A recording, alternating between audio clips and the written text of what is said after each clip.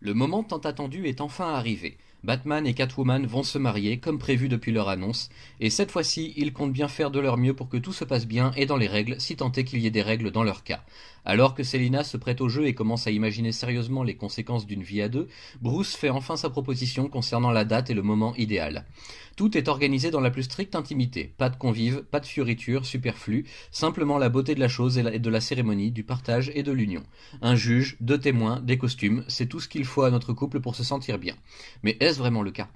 Au détour de quelques pages de ce 50e chapitre, Batman comme Catwoman, Bruce comme Selina, vont s'écrire et s'adresser chacun une lettre pleine de sentiments et de vérité, le plus beau cadeau qu'ils puissent se faire l'un comme l'autre.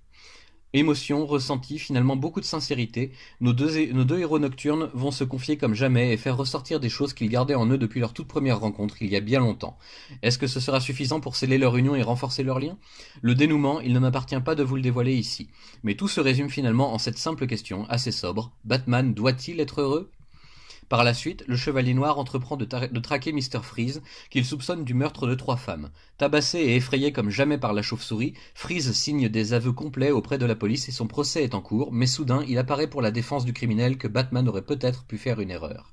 Et c'est à un Bruce Wayne dévasté qu'il appartient de faire toute la lumière sur cette affaire, au prix de la vie d'un innocent. Que vous dire de plus exactement? Ces Noces Noires sont peut-être l'une des plus belles déclarations d'amour au Batman que j'ai eu l'occasion de lire de la part des auteurs qui travaillent sur ces séries et sur ces aventures. Un amour tragique, un amour douloureux, un mal nécessaire.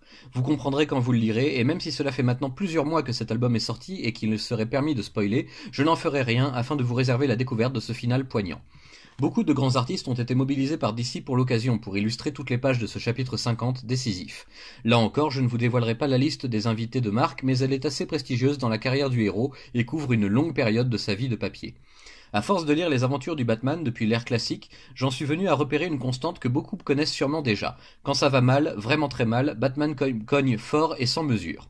Après la perte du second Robin dans Un deuil dans la famille, ou après la perte de son propre fils Damian dans Batman Inc., dès qu'il est question de deuil et de pertes très lourdes et intimes, notre Chevalier Noir se transforme en une véritable machine à tabasser sans discernement, afin d'évacuer sa colère, sa frustration, sa rage et son chagrin.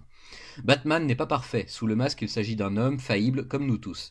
Mais avec les années et les successions de péripéties et de dangers mortels, on a pris l'habitude de le voir ainsi dans ces situations particulières, les auteurs surtout, qui n'ont pas vraiment fait preuve de beaucoup d'imagination pour varier les réactions. C'est là que le chapitre concernant le procès de Freeze entre en scène et est d'une importance cruciale pour l'évolution du Batman.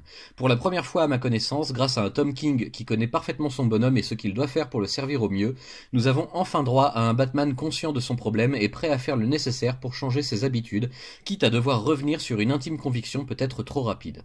Le héros ne fait pas que sauver, il condamne également, mais de quel droit? Si sa logique pouvait lui être appliquée, nul doute qu'il trouverait d'importantes failles à combler. Et c'est le cas ici, enfin. Batman a le droit à son moment de colère, de furie, mais c'est Bruce Wayne qui vient y mettre le holà et qui ramène un héros brisé dans le droit chemin quand il en est encore grand temps. Rien que pour ça, pour cette incroyable compréhension du phénomène Batman jusque dans ses moindres contradictions humaines et imparfaites, Tom King mérite à mon sens une véritable reconnaissance de la part du lectorat et des autres artistes qui l'ont précédé. C'est le premier à nous offrir un Batman tangible, à briser le mythe monolithique du héros et à mettre en lumière ses failles, son drame bien trop humain.